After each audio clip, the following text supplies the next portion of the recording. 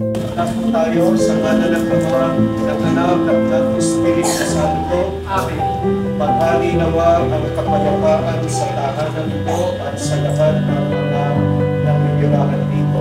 Sumayin niyo ang Panginoon. At sumayin niyo Ang mabuting balita ng Panginoon tayo kay San Lucas. Pagpapuri sa iyo, O Panginoon. Pagpasok ninyo sa alinmang bahay sa gilid muna ninyo, maghari nawa ang kapayapaan sa bahay nito.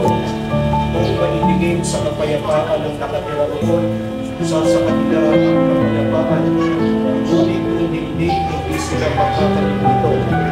Manatili kayo sa bahay na inyong tinutuluyan. Hari ninyo at inumin ang anumang itulong nila sa inyo, sapagkat ang pagkagawa ay may karapatan tumanggap ng kanyang lupa. Huwag kayong magpapalipat-lipat ng bahay, kapag ilanggap kayo sa anumang bayan, hari ninyo ang